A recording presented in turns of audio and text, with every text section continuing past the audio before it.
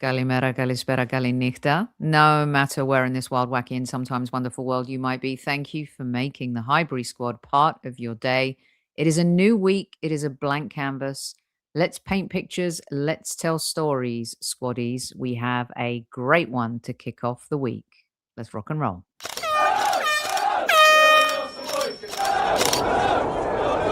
Mind the gap between the train and the platform.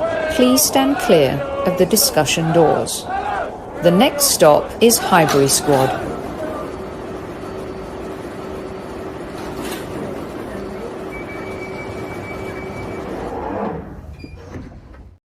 Welcome back to Monday Madness. If you are listening on Apple, Spotify, or wherever you may get your audio juice, thank you too for making us part of your day. Subscribe so you don't miss a show.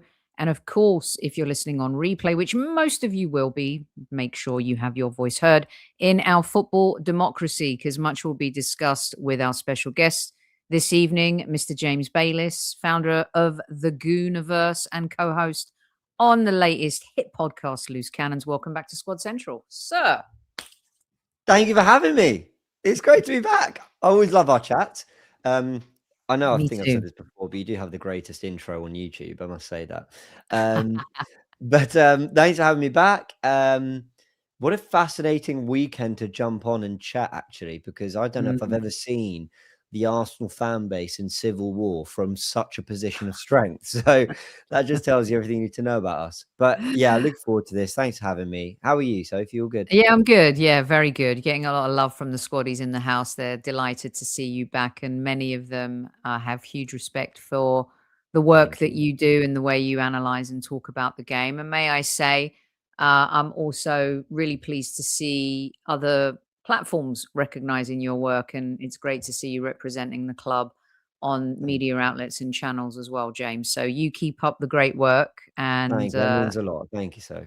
A really good voice to have out there representing. Squaddies at ease, at ease. The usual suspects are in the house, from our Chief Like Officer Tammy Steels to Guna Russ and Terence and Carol and Ryan and everyone. Make sure you behave yourselves and also listen to our Chief Like Officer. Hit that like button too. James, I couldn't think of a better person, actually. And I kind of want to roundabout sum up to you what I've been talking about. But for me, this is all about you and watching some of your content lately and being kind of a voice of reason. And at the same time, I have been the non-voice of reason in seasons past, where I've lost my marbles a bit and not looked at the bigger picture. Wasn't an early adopter of Mikel Arteta, couldn't see the blueprint and the tunnel, the light at the end of the tunnel. I couldn't visualize in that way. But I think now, if you're a denier or you kind of still poo-pooing the team or the club or Mikel, I'm not quite sure you've been watching the last at least 3 seasons. You did a video, I think it was today, about the not panicking. And one of the things that really, struck a chord with me as I was watching that was the acceptance of not only who Arsenal are currently, but what the league is currently. And I was thinking to myself, this leans a little into me talking about this blue collar Arsenal, a team that is more roll its sleeves up versus kind of the cufflinks sipping champagne Arsenal that we've enjoyed seeing over many, many seasons.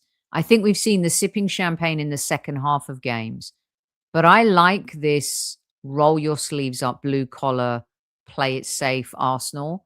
For me this season, I don't care about performance as much as I do points. I want to get the monkey off our back.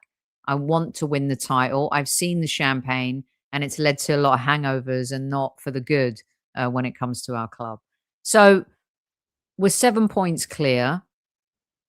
We're really doing well in Europe in the Champions League. Performance is what's turning fans off, and fear and history and PTSD is what's preventing us to kind of try and visualize that, everything's okay. We're on the right path. We're on the right journey. I'm I think we're so much more a George Graham blue collar, play sexy football sometimes team versus the Arsene Wenger, which is more associated with Mikel. Talk to me a little bit first about what you said at the opening in terms of where we sit and the discourse still between the fan base and what you think that's about. It's fascinating, you know. Firstly, by the way, thank you for all the kind words and thank you for tuning into the content. I really, really appreciate it. And you said something very interesting that you didn't essentially look at Arteta and the project that positively before. But whenever we've spoken about football, me and you, that's never been the impression I've got. But I think Mm. that speaks to actually people just not sticking to one side or another and then just talking about what they see. I have been called an Arteta lover and I've been called an Arteta hater. And I like that because it tells me that I'm basically not wedded to one or the other. I just say what I think. And yeah, I think it's been an interesting 6 years where some people have been so on one side or so on another side. And the reality is that we just react to what we're seeing, which is Arsenal have been improving year on year, apart from last year where it felt like we took a step backwards. This is probably the best version of Arsenal we've seen, although 23-24 was very good. Now, you know, the online discourse has been so interesting. I've never known anything like it over this weekend, actually. A 7-point lead, which I thought at worst would bring up some concerns because of the nature of missing out a few times on extending that lead more, has actually brought kind of from some corners, some real hysteria and some real debate. And even those who aren't hysterical are feeling the need to really justify why they don't feel as positive about the lead to others. So there's been loads of discourse online. I've been a part of it a little bit too. But crucially, I've been changing my mind. How I felt at full time is very different to how I felt on Sunday morning, is very different to how I felt on Sunday evening after Villa lost, and is very different to how I feel today. And I think just welcome to the emotional roller coaster of a title race. And I think you ultimately choose how you want to see it. 7-point lead, is that great, good enough? Or do you want to look at, you know, the concerns? Now, I think the reason fundamentally comes down to this, why people aren't enjoying perhaps a 7-point lead as much as they should. You can drop points to Sunderland, at Villa, against Liverpool, at Forest. You can drop points. That's going to happen. If we repeat or if we maintain this level of point accumulation, we'll get to 86 points. And that is a very standard Premier League title winning points tally. So we're not underperforming compared to other title winners. We're doing great. I think what it is the context of those drop points. Sunderland leading in the 94th minute, we end up drawing. Villa drawing in the 96th minute, we end up losing. Chelsea, 10 men for over an hour of that game, and we couldn't put them to bed. Liverpool missing their whole front three, basically. You know, Isak, DK, and Salah. So a slip up there. Forest, a second opportunity that City had allowed us that we didn't capitalize. So I don't think it's so much the individual results that are the biggest problem, but more the context around them. So people are basically taking them worse at the end of the game than perhaps they really will look. I think people are feeling worse about them than they actually look on paper. And actually the experience that 90 minutes feels more frustrating. And I think that's where it's coming from. Do you know what I mean? Yeah, I do. There's always the conversation of you can lose a game. It's the manner in which you lose a game, right? You can end up drawing, but how did that occur? What happened? And you know, and I think most fans mentally they think, well, if we're charging towards the title, we should be a team that scores last minute goals as opposed to concedes, you know, late goals. And you get into these bad habits. We talked about that a lot 3 or 4 weeks ago. How this is me hopefully not sounding like a hypocrite because I really I don't want us to perform so hellaciously. Of course, I care about the points, but you also want to look at the team and how they're developing maybe bad habits over those just getting performances over the line. And you're right. I think that's the issue that fans have, and we certainly discussed that. You don't want to be getting into these, you know, conceding. You're winning 2-1 champions close games, right, James? But you concede to a newly promoted team. Add that into the context as well. You can't beat 10-man Chelsea. You can't beat Liverpool without their 3, studs or superstars. You only beat Chelsea by 1 goal in the Carabao Cup, and they don't have Cole Palmer, Reece James, and Caicedo. So the narrative definitely leads towards the emotion. There's no doubt about that. So let's get stuck into the how and the why. And I'm a really content Arsenal fan. If the league were to end tomorrow and we won, as I said, I'd be stoked. But clearly, fans want to be entertained. Football is being labeled as boring. Players are being called robotic. The creative players, like, whether it was a Hazard or an Alexis Sanchez that get you off your feet players, where are they gone? Some fans gravitate towards Madueke because he's like this chaotic character that gives you a little bit of that pizzazz. Saka, you could argue, so much better end product, but quite predictable. Then you've got Trossard, who's gone up another level. Martinelli, who shines more in the Champions League than the Premier League. You've got the argument about Gyökeres up front, the re-emergence of Jesus, Havertz coming back fit. If we could just park our defense for a little bit, because I think somewhat of where all this discourse is coming from too is in our attack and our creativity, James. And, we don't have prolific goal scorers. Our top goal scorer is the guy that people are lambasting currently. Where does this all stem from? Is it the league versus Arsenal? Is it Mikel versus the players? How is it that this is the Arsenal that we're kind of looking at creatively and up front in particular right now, which I do think is causing a lot of discourse? Yeah, it's so funny. Timing's everything. If we'd had this conversation a week ago, I probably would have been harder on the team. But I've started, and I think I was touching on it in that video that came out today on the Gooniverse that you mentioned. I think I'm starting to almost accept and internalize that it's a really difficult era or time to play good attacking football in the league. Everyone is so physical. Everyone is so strong. Everyone is incredibly organized. Mid blocks, low blocks, like teams just know how to frustrate. And once upon a time, I did look a little bit. I didn't want to say it too much publicly because I didn't want to put that out there, but I did wonder a little bit about how many times we were opening games with a set piece goal. But in reality, it's such a cheat code. I think of it as an ace in tennis. Do you watch a lot of tennis, Soph? I love tennis. I really am into tennis. Yeah. Do you remember, like, Roger Federer would sometimes be love 40 down and he just hit 4 aces in a row? Like, just like it was a cheat code. It's like, we're not even going to play the point out because I'm just going to do this. Like, that's how a set piece feels to me with Arsenal a little bit. Anyway, so I definitely think the league are making it really difficult. And there is such a long list of strikers and wingers who are all playing below the level that's expected of them. And at what point do you say it's probably the league? It's probably just what's in front of them is so difficult. However, I don't think Arteta, for all the brilliant work he does, I don't believe he platforms our players brilliantly, if I'm totally honest.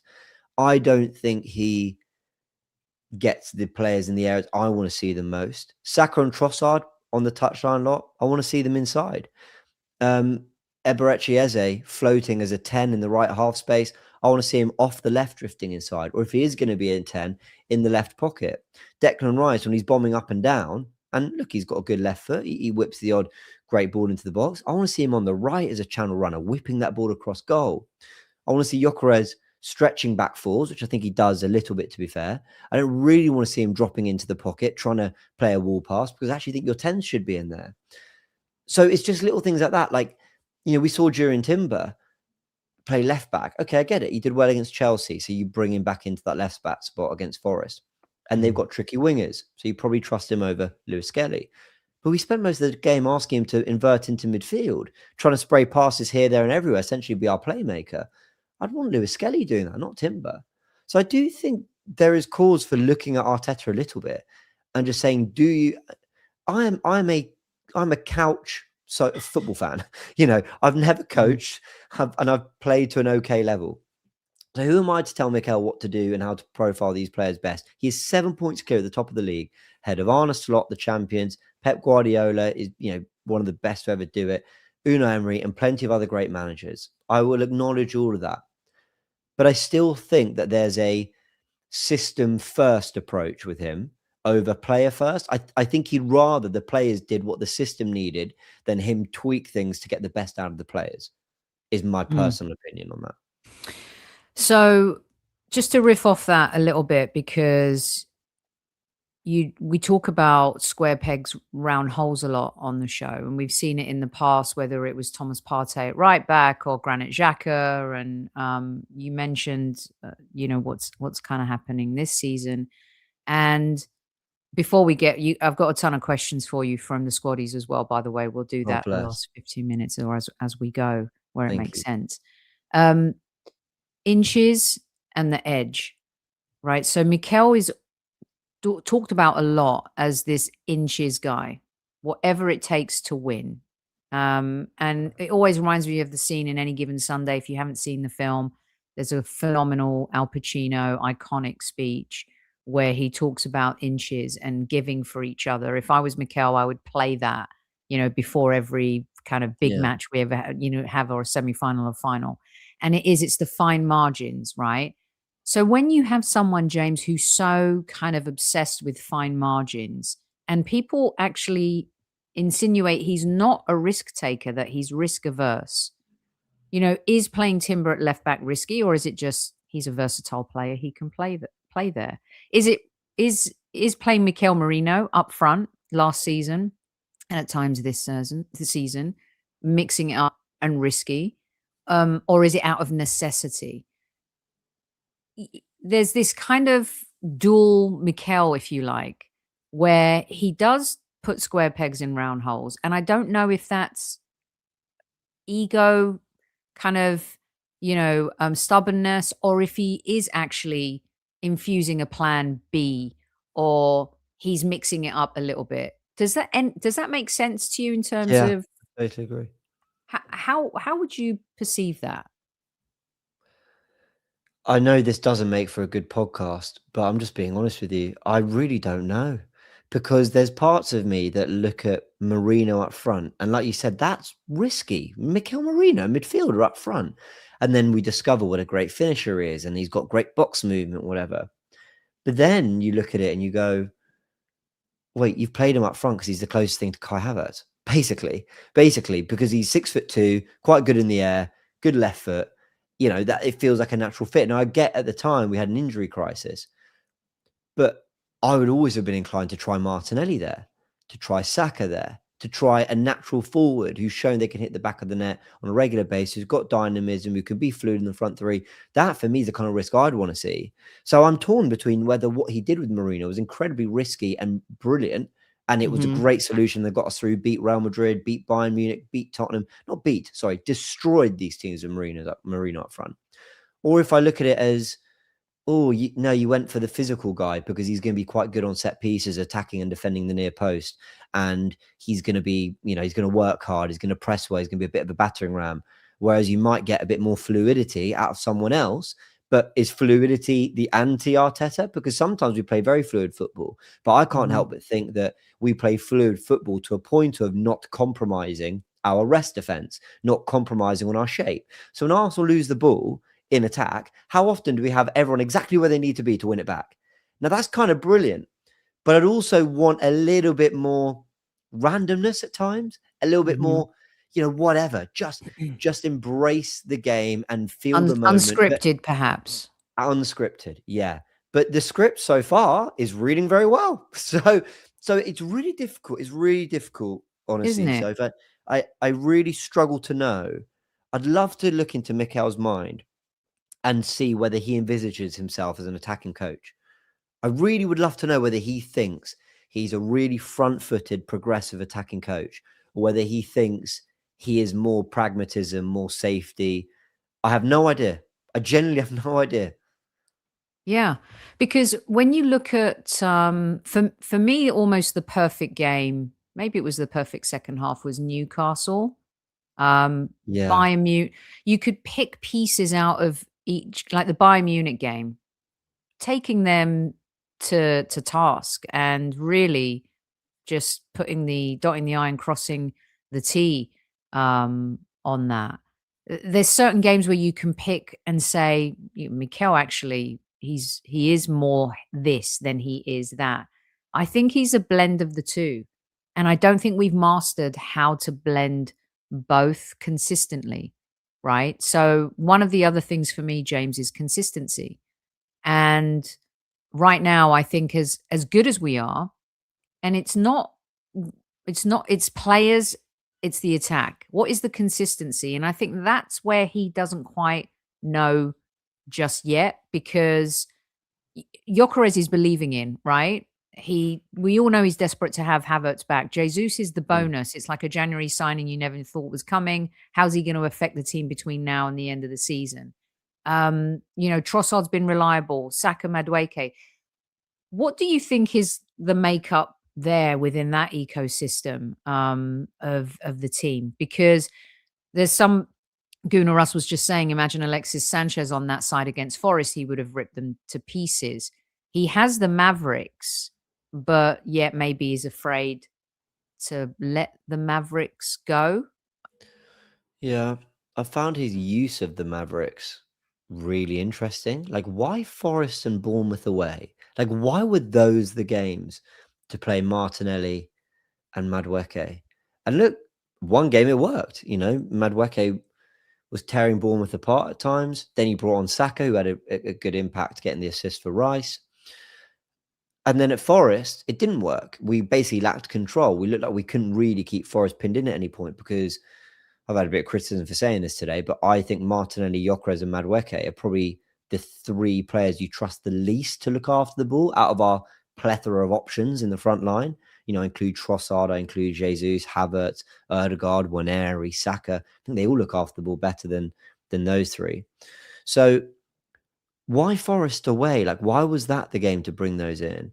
And also, why not mix it up? Like, why not, the pace, power, technical quality of Madueke on the right to beat his fullback with a Trossard on the left, who is a bit more calculated in what he does. And then maybe when you start a Martinelli, you do it with a Jesus, because we know they link up really well. So I found that a little bit strange from Mikel. Did you find it strange that he thought Forest away? Yeah, that's when I'm going to rotate the wingers. Yeah, I find it's almost like I feel I'm not questioning Mikel because of the position that we're in, but in terms of the effectiveness, it goes back to that performance thing I was saying about, which I'm perfectly fine with the point. But what does he think is going to be the answer between now and May? It's a totally different season now, right? Every single game is important. Every single game matters. But why are you changing things up if you are the manager that likes to kind of plug in the same starting 11 over and over and over, right, James? But he has to, right? I think he does it because he visualizes down the road. Nothing more, nothing less. I don't think there's too much to read into it in terms of Forest and the dangers that they provided for us. Maybe it was, I think, an opportunity to really take advantage. Don't you? Like, if you're starting Madueke over Saka against Forest and you know that he's a bit more of a kamikaze, Martinelli, the same, Trossard and Saka are much more disciplined. I think he truly believed we could have taken them to the cleaners.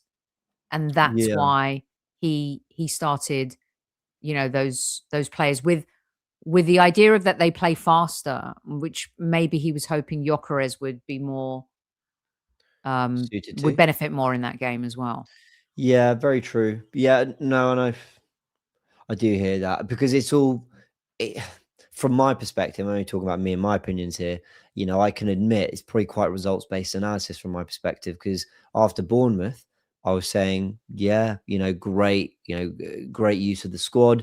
You mix things up. We've gone and beaten them 3-2. Look like we could score with every attack. So fair play. And then Saka comes on, has the impact he does. So sometimes there could be definitely a bit of results-based analysis. But I tell you what will annoy me a little bit, so I have to be really honest about this. I sound like I'm being so negative. We're 7 points clear. Like, I'm a very happy fan, may I say. And I think Arteta's having a great season. He is having a great season. I really think that. But it would annoy me a little bit if we went full strength against Inter Milan, because I think why? Why was that the game? When you could have rotated the wingers in that, you could give Lewis Skelly a run out in that one.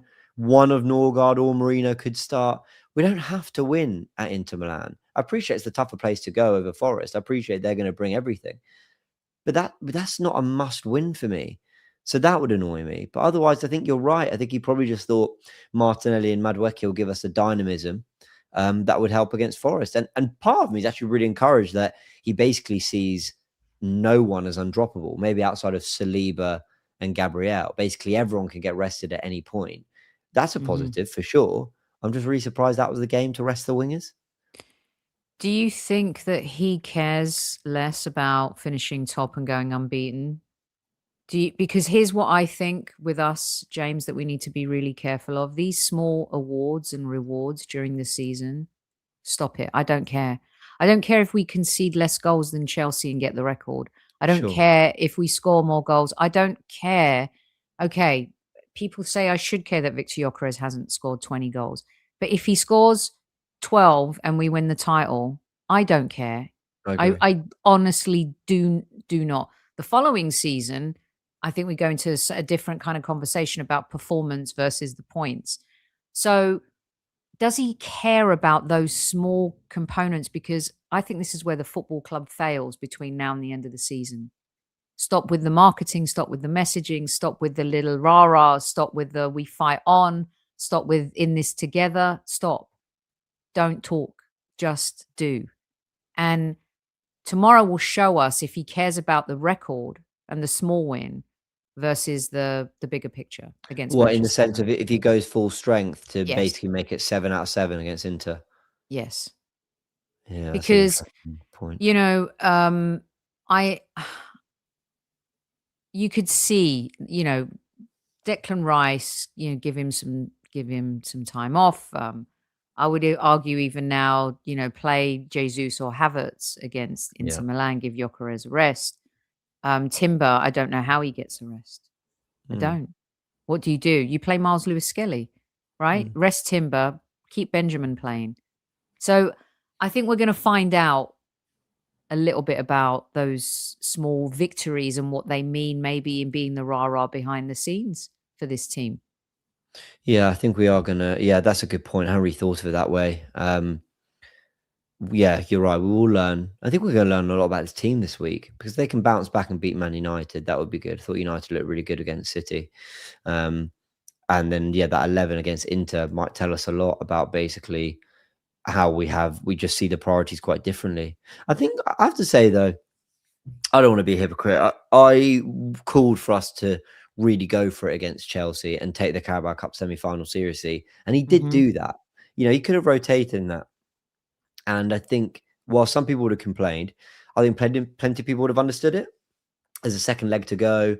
It's the Carabao Cup, you know, compared to the other competitions. I think a lot of people would have understood it, but Arsenal played with a great intensity to win that game. And Arteta went with 11 fit to do so.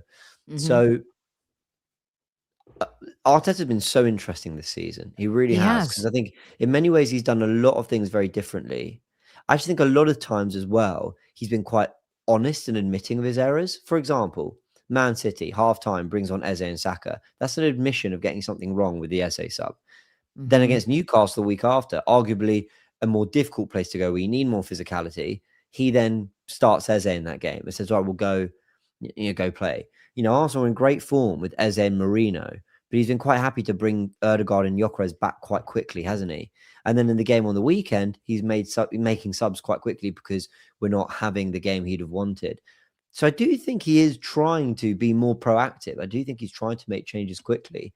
But he's also getting so much right this season. So, yeah, very it's the intricacies that and I love that we're kind of having this conversation, both respectfully saying he's doing a phenomenal job. We're looking at the fine lines, right? And those are the inches that take you over. So you bring up, interestingly, the subs and stuff, and I think he's made more offensive subs this season than we've seen in previous. And there's a lot of questions for you about Odegaard. So you talk about subs. And you can answer this question from Karthik, is Does he make subs, James? I've been really wanting to talk to you about this, that are always like for like versus tweaking something. So, for example, my non-tactical smart brain says, okay, take Madueke. You want to bring Saka on. Pull Saka on the left. Keep Madueke on the right. And throw Havertz down the middle. I'm just shooting the shit, right? Could be any player. Why don't we see him do stuff like that give you the extra inches? So let me caveat by saying I want to see more of that. I want to see more randomness, especially when we're chasing goals, because I think randomness causes chaos, and chaos means anything could kind of happen. However, I think the reason he probably doesn't do that is because he wants players to come on and understand exactly what they're going to do. So Arsenal did this thing against Forest. They do it all the time. The ball goes out to Saka, but he can't get across into the box. He can't beat the fullback, and they're doubling up, so he can't get it on his left foot. So he plays it back to Saliba, who plays it back to the midfielder. It might come back to Saliba, and a couple rotations later, the ball is back with Saka where he was before, but suddenly the defenders aren't near him, so he can put it into the box.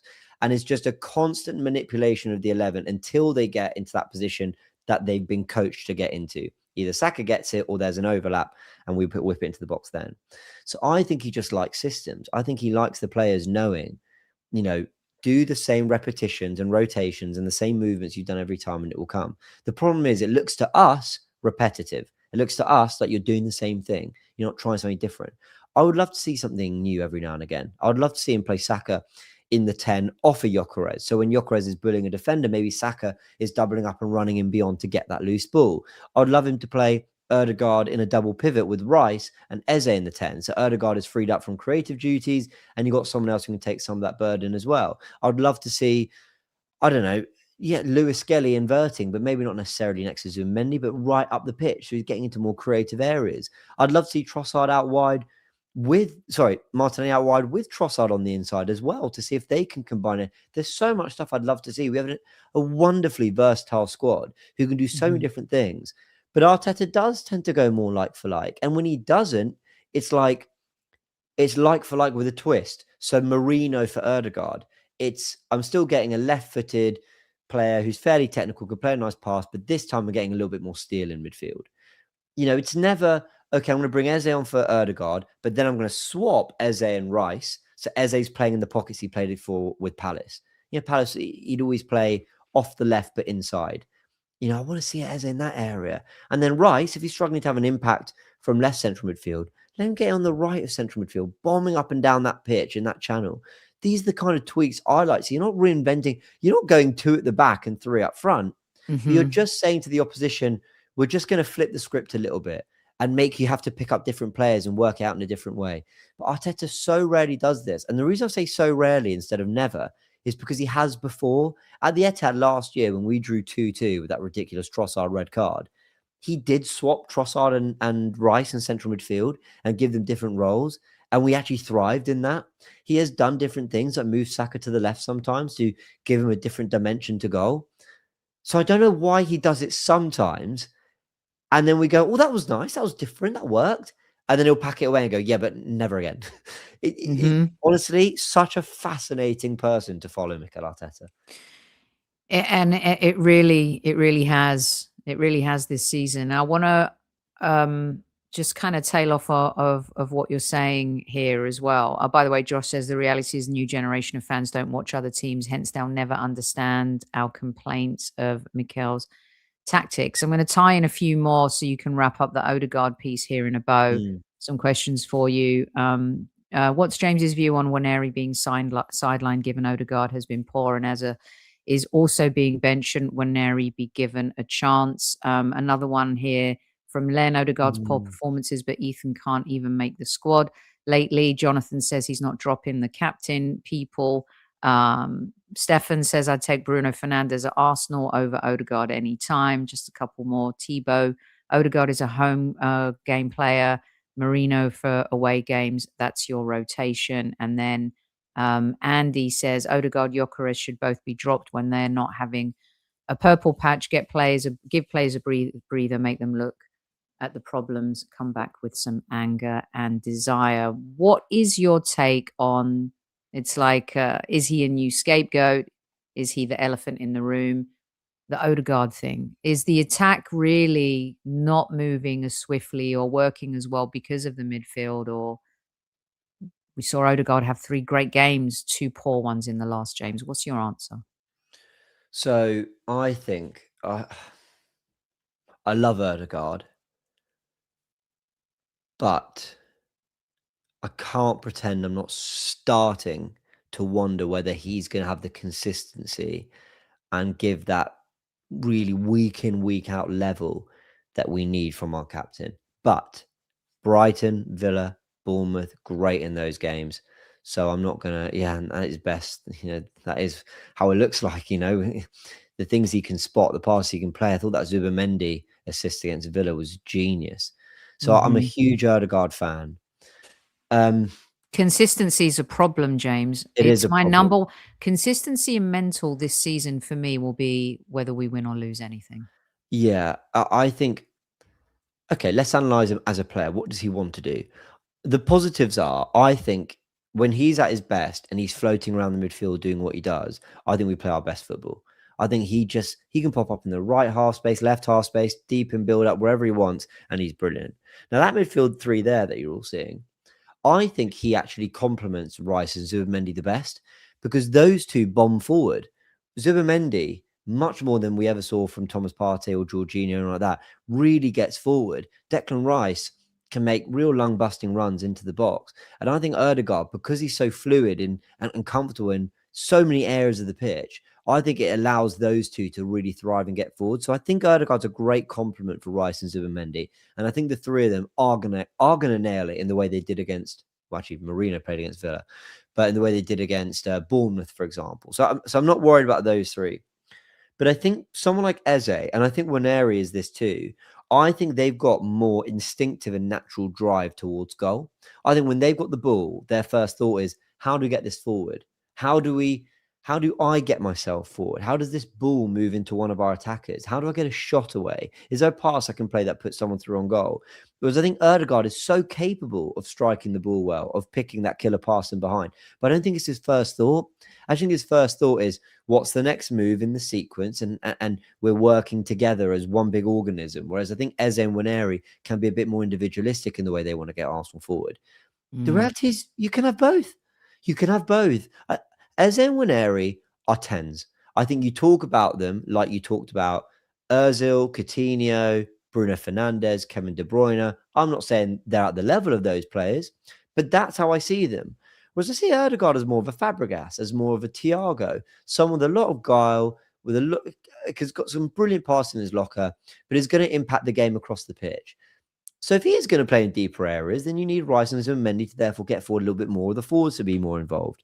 So anyway, sorry for the long answer. No, I love it. I Keep think going. thank you. I think he's a brilliant player, Odegaard, but I think because he's not an out and out 10, there's moments where I think he's deeply frustrating to watch. But I actually don't think he's ever going to be, a Bruno Fernandes. Did you watch Bruno Fernandes against City on the weekend? Yeah. Oh I my word. I don't yeah. even rate him that highly, but No. what a performance. That was a proper 10s performance. But he was unleashed. He's been Yeah. starving. Like, does Yeah. he give you that week in, week out, even when he plays that role? He's very He good. I doesn't. mean, you look at his stats on passing and Yeah. chances created for such a terrible Manchester United team, James. It is impressive. Yeah. There's a great comment here from Defenstration FTW. He says he isn't having an impact in physical games, Odegaard. But I respectfully disagree because yes, he can be, bodied off the ball quite easily sometimes. But I thought in the Villa game, and they had a physical midfield, I thought he was brilliant. I thought he was really strong. The players were bouncing off him. I hadn't seen that from Odegaard for a long time. So Mm. I think he's a brilliant player. I'm not throwing the towel in with him yet. And I probably won't for a while. But we definitely need to see a little bit more from our captain at the moment. Yeah, I go back to consistency. We know you can play that way, Yeah. right? So what is lacking in the consistency? It's the same thing like with Eza. We know you can be a game-changing player, play terrible for 80 minutes and win the game in 1 Yeah. minute, right? Absolutely. We've seen you make a glorious pass to Gyökeres and see Gyökeres bury a chance. First ball from Calafiori, Eza to Gyökeres right down the middle, first shot. But we know you can score goals like that, Gyökeres, right? Madueke, Club Brugge, we know you can score goals like that. Odegaard, we know you can create chances. Like the consistency and to play at that level every single week takes a lot. It does. And it's certainly not easy. Let me get. And sorry, Go if you on, don't mind go me on, just saying James. Yeah, I'm quickly, going to find another question yeah, for go you. for it. And how many players in those areas are showing that consistency? Foden and Shirky had a good month. Not sure what they're doing at the moment and what they were doing at the start of the season. Bruno Fernandes, okay, is unleashed now, so we'll see how he does in the coming weeks. Most strikers, Sesko, Voltemada, Gyökeres, so many of them, Isak before that unfortunate leg break, so many of them struggling for goals. We look at wingers across the league, Doku, again, great for a month. What's he been doing recently? These are the players around us. Morgan Rogers, brilliant for the last month or two, but Watkins, they weren't in firing form at the start of the season. So I think it is really difficult for players in this particular Premier League. So I'm willing to be patient, acknowledge all that, and just look at what the average is amongst our rivals. But I definitely want to see a little bit more consistency from them. And just on one area in Eze, I'm not worried about them at all. A lot of people are worrying. I'm not. I think it makes sense why they've been used the way they've been used recently. I don't worry about their futures. I really don't. I think Arteta recognizes they're really talented. And, he was giving one area minutes at 17 last year and he signed Eze for 60 million. I don't think we can question whether he rates these players. Could he use them and profile them a little bit more and a bit better? Sure. But I'm not worried about their long-term futures at Arsenal. Yeah. I think there's going to come a time where Eza's going to play a huge part in this season. And the season's broken. It's like a film, I consider it. You got your first act, your middle act, and then the final act. And we're veering now into the final act of the season. How much longer Rice you want is he can't put the team on his back all the time. Someone else is going to have to step up and have impact. David Raya and Declan Rice, you could say, have been saviors this season at times. Timber, you don't want to run him into the ground. There's going to be moments for players to step into superhero roles, and that's what's going to be expected as well, James. But I think they will have, a huge game, a huge part to play. I wanted to put this up for you as well because you're talking about the creativity and the chances and all of that. A game since last goal. This is from Live Score. It's pretty damning for some of the players considering how often they get to start. I'd like to talk to you because the onus, I think, is always going to be on Odegaard. He's a polarizing player. People fell in love with Eze for all the right reasons, want him to play more. Martinelli is this love-hate relationship, I think, that fans have over the last year. I think, fans believe in Madueke. But what about Saka? He's come under some criticism. Lots of questions for you about Saka, James. What's your take on Saka this season? Oh, Bakai, I've been defending him so much, And look, I totally acknowledge off the bat, why am I giving him more grace than I'm giving, say, Odegaard and everything I just said about him? And you know what? If you want to level that criticism at me in the comments, you're more than welcome to. But I think Bukayo Saka, when I watch him, I think he's got the hardest job on the pitch for us. I genuinely do. I think of every player that goes out there, I think he has it hardest. His job spec requires getting the ball on the touchline and basically facing the opposition's whole first 11 every single time he gets it. Every time he gets it, he's being doubled up on. The central midfielders come across. The centre-backs are covering the space. And he's got to either burn the fullback by himself or combine with the players around him. When he then does get past them an open opportunity, he's got to deliver a great ball or a great assist or something, a low cross across the box or a nice whipped one to the back post, or be in a position to score. So we're looking at him the most for output. And then when all that's happening up the pitch and he's being clamped because he gets kicked badly every game, sometimes twice a game, when he's, when well, not just getting fouled, but like I said, double teamed on. Even if they're not fouling him, they're tackling him, players on him all the time. We then ask him to get all the way back to cover the fullback. That's happening a lot. Can you track back? Can you track the runners? Can you make it a back five at times? Oh, and when Raya's got a goal kick, we're going to boot the ball long to you, and we expect you to win the headers so we can play off you. If there's no route through the middle, Ben White's going to play the ball into your feet. So you're going to get clattered behind. So we're going to ask you to hold the ball up so you can play a wall pass into someone else in midfield. And then when we win a corner, we're going to ask you to whip the ball perfectly into the box every single time as well, because that's our best chance at opportunity at creating chance at the moment. I just feel like his job spec is massive. I feel like we're asking him to do absolutely everything. So I'm inclined to just defend him more. I think he'd definitely be better this season. I think he'd definitely do a little bit more. But no one can question whether he's trying. And I hate to say it. I rarely do this, but there are players that sometimes I look at and go, did you shy out of that tackle? Are you asking for the ball in safe spaces? Are you attempting the kind of match-winning passes or crosses that are going to get us over the line? Are you really showing all the personality you can in game? And I never feel that with Saka. I never, ever, ever feel like there's a lack of trying or effort. And more often than not, he delivers a moment of quality. More often than not, there's something. So absolutely, we can demand better from him. Absolutely, we should expect a bit more. But I'm not going to hammer him for it. I think he's doing he's not doing as much as he can right now, but I think he's giving it a bloody good go. And I think he's going to come into some form at the end of the season when we absolutely need him. Yeah. He's definitely, I think Gyökeres took a little bit of the pressure of, having 2 or 3 defenders around him all the time. But the last few games, he seems to have been kicked quite a fair bit when he's played. And when he came on against Forest, honestly, it felt like he was the best player, and he played for 25 minutes. Yeah. The ceiling's so high, right? So it's kind of like once you stay at the Four Seasons, you don't really want to stay at the roadside motel. Saka has built this very high ceiling, and the expectations are so high. And our good friend Rebecca Lowe of this show did tell us once, expectation kills joy.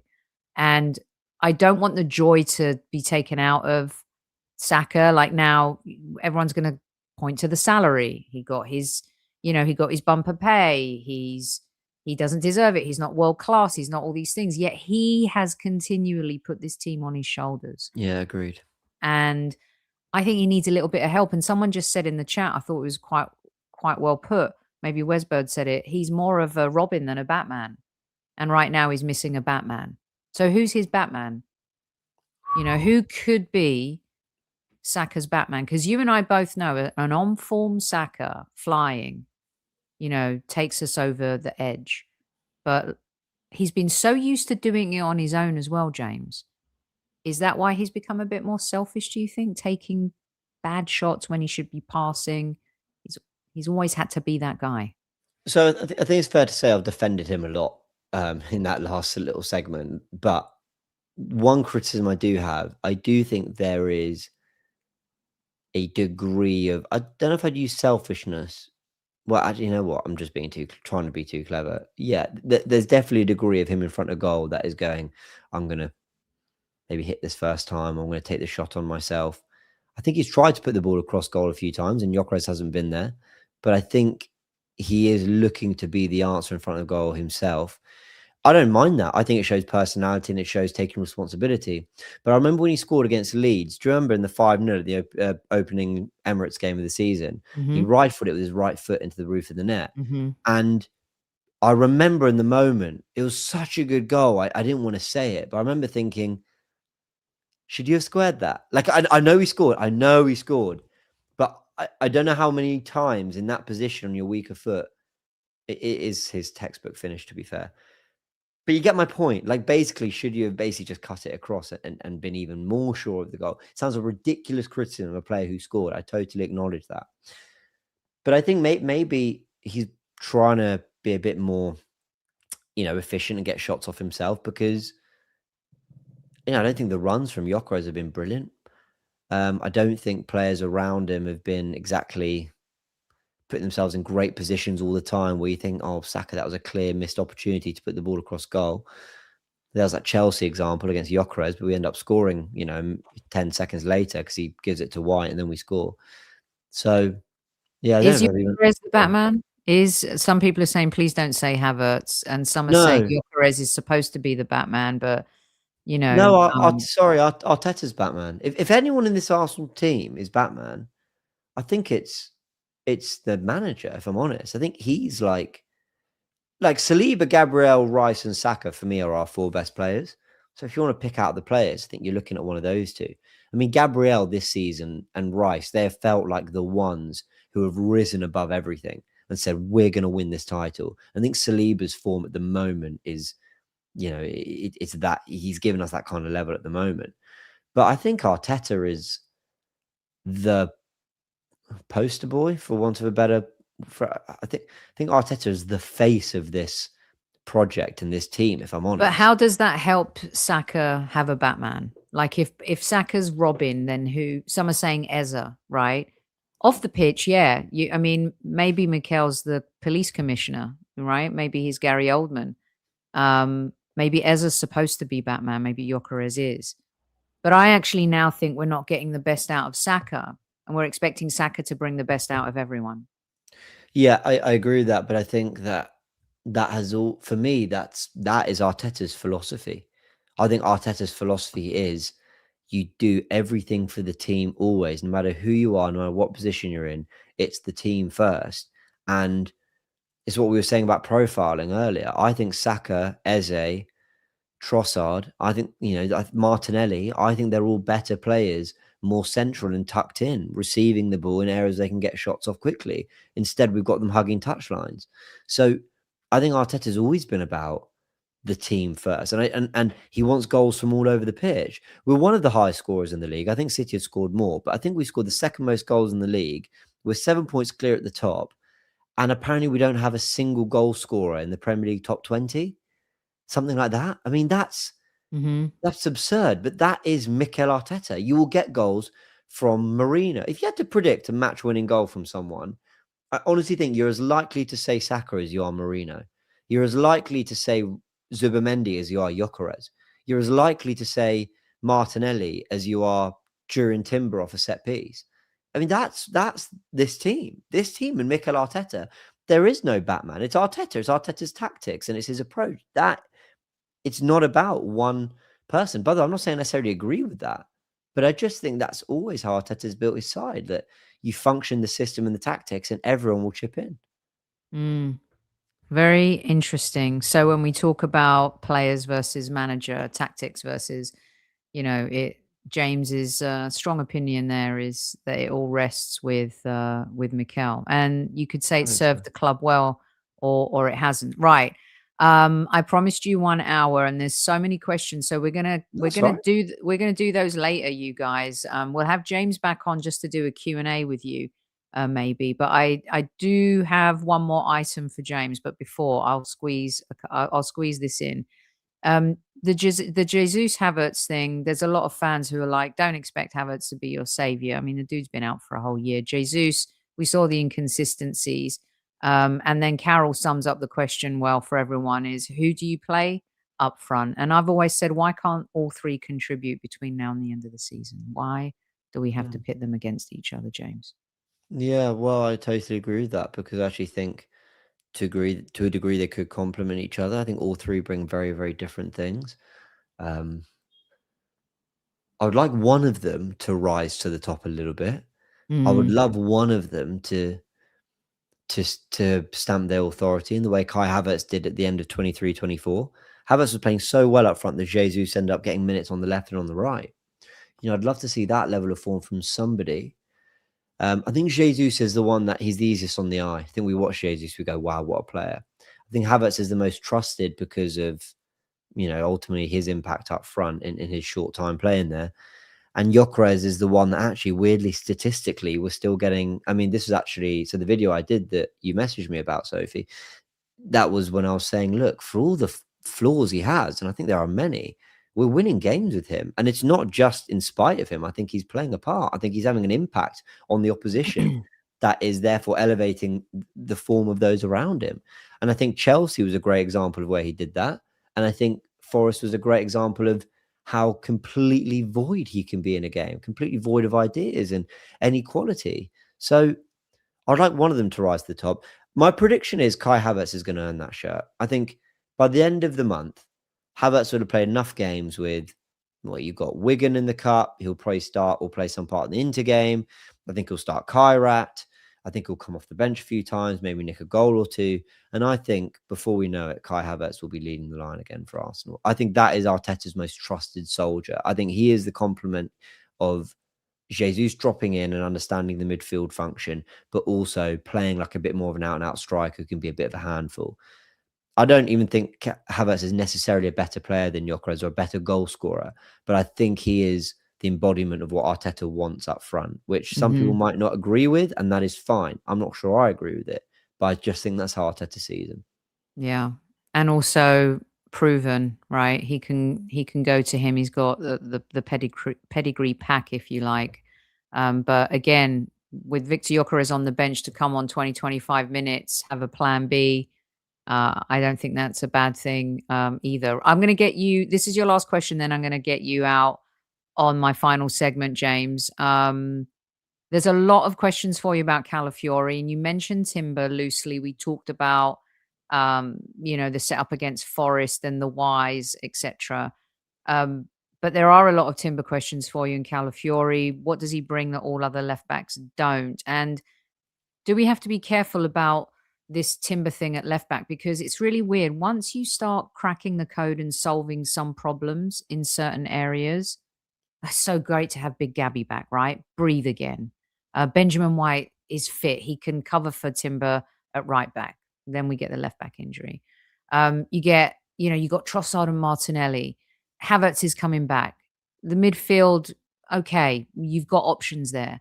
Just as you fix certain problems, something else rears its ugly head in a tough Premier League season. Is Timber going to be a problem if this left back issue isn't, combated quickly with Calafiori coming back? Oh, yeah, maybe. It's such a shame because I think Timber's had a great season. But I personally think he looks very awkward at left back. I have to be honest. I just don't think he even moves at left back the way he does at right back. I don't think he looks as comfortable with the position. And it's weird because Lewis Skelly has basically become fourth choice at the moment in that position, where last season he was one of the best left backs in the league. So it's a really strange one. What none of those players bring, and I think Nketiah could a little bit, but at the moment none of them bring what Calafiori brings. Now, remember at the start of the show we were talking about Arteta's randomness. Like, there's an element of us that doesn't understand him, because for every evidence of him being quite a rigid, stubborn, pragmatic manager first, there's examples of him just releasing the handbrake and allowing players to absolutely thrive and enjoy themselves. Calafiori's probably got more freedom than any other player on the pitch. Whenever he plays left back, he is galloping forward and he creates a randomness and he creates a rotation and a confusion, I think, in the back line that players like Trossard really benefit from. So we miss him, but I think we miss him because he's like one of the few players that's given that license to break a game a little bit. And he's a very intelligent footballer. He makes runs at the right time. I think he understands the players he's playing with. I think he understands how to get the best out of Trossard, the movements to make, the kind of passes he can play. I think he understands to play it a bit differently when it's Martinelli. So Calafiori has been a big miss. And Nketiah, I mean, it's just so typical. It's always compounded in one area, isn't it? We don't just lose Gabriel, we lose Saliba a week after. We don't just lose Calafiori, we lose Nketiah at the same time. We don't just lose Gyökeres, we lose him whilst Jesus and Havertz aren't fit. We don't just lose, or for example, Madueke gets injured when? Just before Saka's returning. Therefore, he's thrust straight back into football. It's just typical. It's really, really typical that happens with Arsenal. But yeah, Calafiori's been a big miss, and the fullbacks are a big part of what Arteta wants to do. I'm a little bit nervous that Ben White's going to have to start another game tomorrow because he's only recently had a hamstring injury because of back-to-back starts. So, yeah. Yes. Would you sign another defender, Soph? If we had the chance, would you sign another defender this month?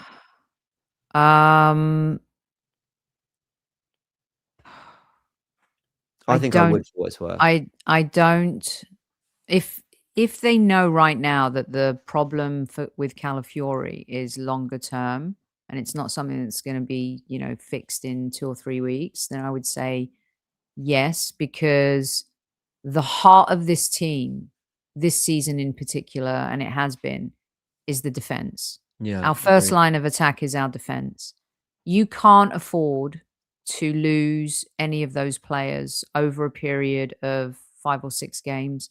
You'll be able to put band-aids on for a couple of matches, but you can't go 6 or 7 games without your best players playing together at the most critical part of the season. And Benjamin White, I think, is brilliant. And he's Yeah. served, sometimes though, I'm not saying we've outgrown Benjamin White, because I think he's a great squad player and that's what we've been craving for. But you also have to look and see, with the emergence of Calafiori, we have upgraded from Miles Lewis-Skelly, but that doesn't mean Miles Lewis-Skelly can't contribute to this team. Just means you really don't want Miles Lewis-Skelly starting 6 or 7 games, in a row this season. I agree.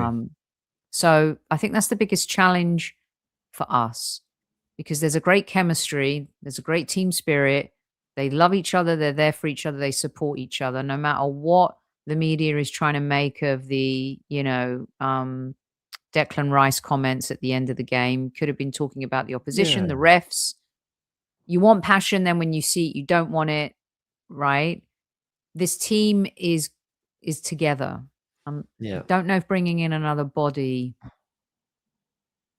It's crazy for me to even say out loud that I wouldn't take a defender in January. Is that naive? I get you. Stupid? I totally get the thinking. I personally would, but I completely honestly get the thinking. I don't think that's crazy. Like who? What would you do? Look, I actually, until I saw his wages, I wanted us to be in the Gahey conversation, because I think Nketiah quite clearly is going to be a left back with Calafiori. That means we don't have a backup for Gabriel. Really, I know they can play there, but I'm talking someone whose specific role is that. Would Mark Gahey have accepted that role? Probably not. But I don't know. Yeah, like a young, sounds crazy. Basically, Jakub Kivior. We want a signing like that who's happy to be the backup left-footed centre back to come in, who's young, who can learn their trade and get a bit better, but who's out there. I don't know. That one's for the scouts. Yeah. But yeah, look, I think the squad's in a great place. I don't think there's any signing we can make that's like, oh, you bring them in and we're going to win the league. I'm sure of it. I don't think that signing exists. So let me ask you this, James, then. Yeah. So you were talking about the fine margins and changing things, but really changing things. And he got lambasted for even suggesting Saka at left back for England. Do you remember, Ian Wright? But let's just say that you get in a pickle, right? And there's no Calafiori, and Timber isn't working on the left, and you really need him on the right. And then you're like, well, you need Saka on the right with him for that. Well, Madueke, that's why you bought him. Now you've got to shift gears. Do you do something like that? Probably never Saka left back, but I get your point. Do you do something a bit different? I think the answer is that if those players, like if Timber's struggling, but ultimately he's still fit, they'll just keep playing him there till he plays better or until one of them returns. Unfortunately, I just don't see. I'm talking about desperate situation right now. Don't go crazy on me in chat. We're talking about scenarios where if you don't get anyone in January, James, and you end up shit creek without a paddle with a load of injuries, you got versatility, right? You'd have to look at one of, Marino, left-footed, 6'2", has played centre back before. I love that guy, man. No, maybe just ask him to do a job, because that guy can see. He seems to play everywhere, doesn't he?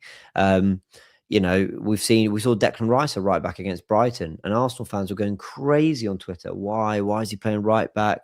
What a complete waste. It should be Zubimendi. But you just saw what Rice can bring at right back. Bombing up and down the pitch, brilliant power and dynamism. So yeah, we can get creative if we have to. I'm just thinking it probably won't get to that. The Saka left back thing's hilarious, because Saka as a left wing back hugging the touchline, running at the fullback, he'd be brilliant. It's not actually that different to the role he has now. But left back, good luck telling Arsenal fans that. They wouldn't enjoy that. No, I know. Well, I like to throw out a good challenge. Right. I asked James, it's such a good season so far with 7 points clear. okay, we didn't beat Forest. We should have beaten Liverpool without those players. Shoulda, coulda, woulda. I only used the rearview mirror to check my lipstick. Let's move on. We got a big game against Inter Milan. So I'm asking James to end on another positive note, because I do think our conversation has been a positive. Is name 3 good things that you think Arsenal have done this season? And by Arsenal, I say manager, club, players. 3 good things you think that we've done this season. Okay. Firstly, the home record. I think to have only dropped points at home to Liverpool and City, and ultimately there's 1 goal in those 2 games as a clean sheet, and we've won every other. I think that's really, really good. I'm really, really happy we've seen that the Emirates has become a place where, Liverpool are getting praised for basically not showing a lot of ambition and keeping the ball and keeping us at bay. I don't begrudge Liverpool playing that way. I'm just saying that's what we've done at home, and I like that a lot. So I think the home form's been a massive positive. I think the use of the squad to a point of we've had so many injuries and we're still left, but we're still. I've read the comment for a sec, and we're still, because I sort of said Havertz at left back. To have had as many injuries as we've had and be 7 points clear, I think is sensational work. I think it really, really is, despite the missed opportunities.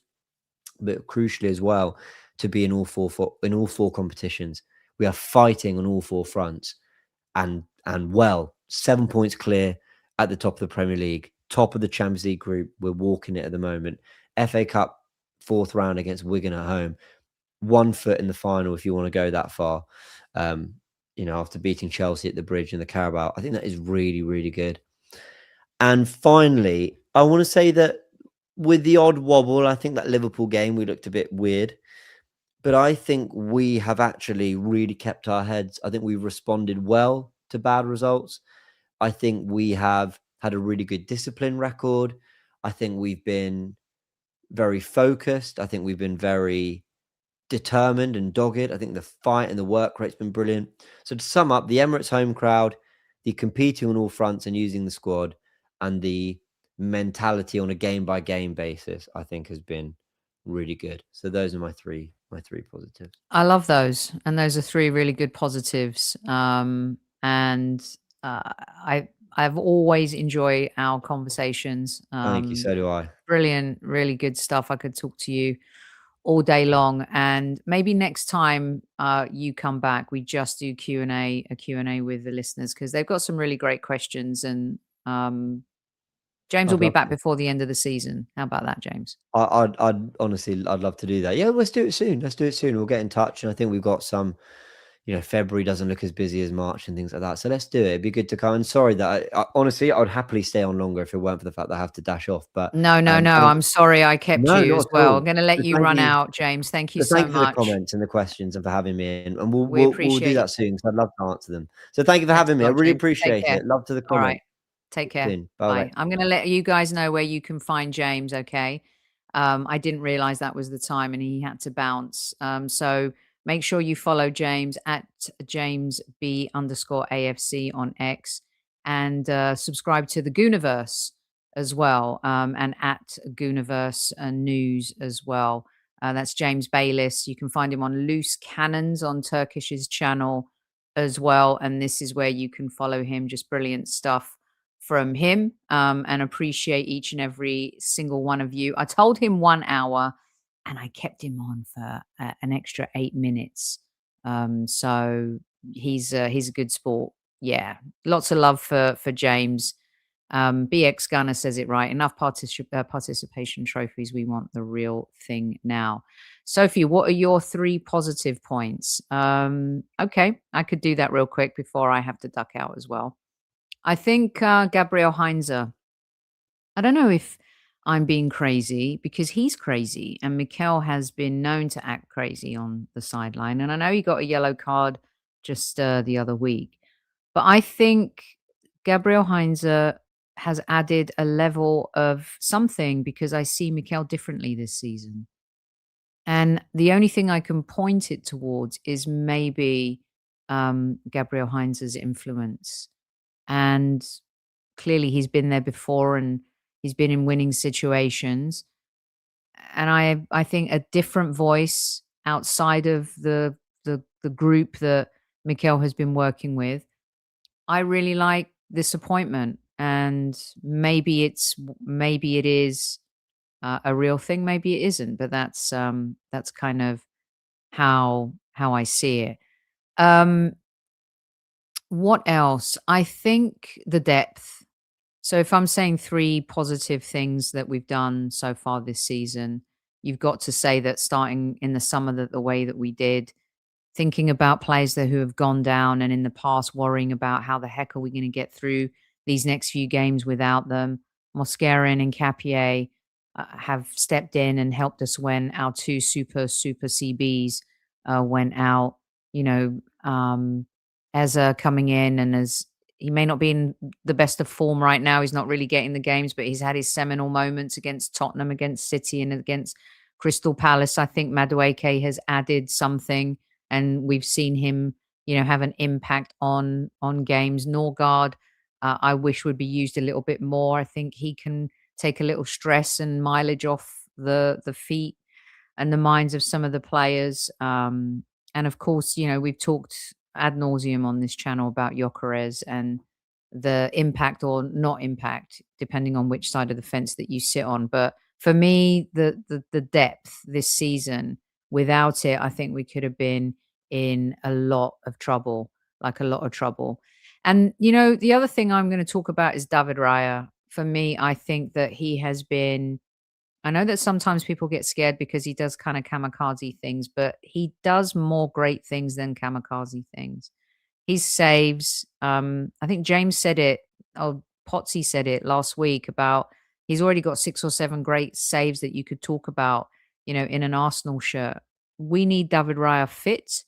And for me, it's good to talk about Timber and Zubimendi and having our great defense, the great wall of Arsenal, protect us the way that they do. But David Raya and the way he's able to just pop up in games when he's had nothing to do and be so on point and in sync and, do his job the way he does, I think has been a real highlight for me this season.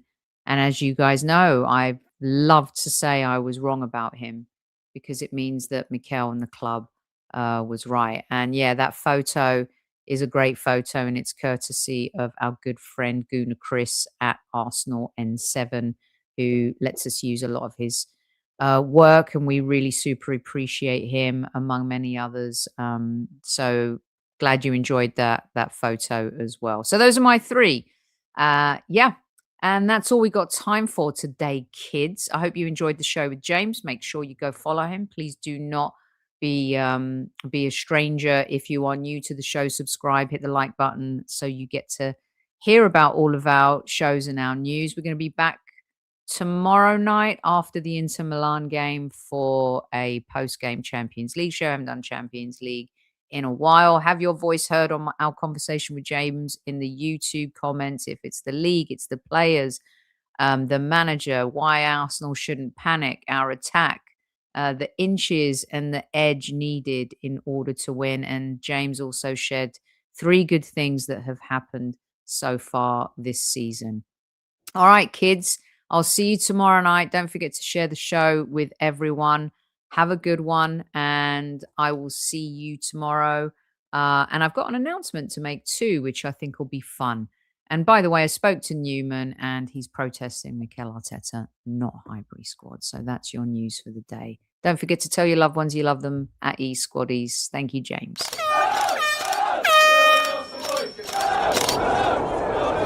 Mind the gap between the train and the platform.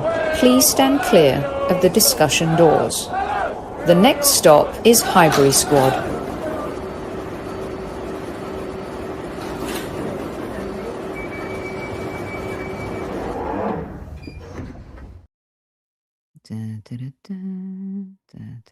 Oh, that's right. Hit the button. That'll help.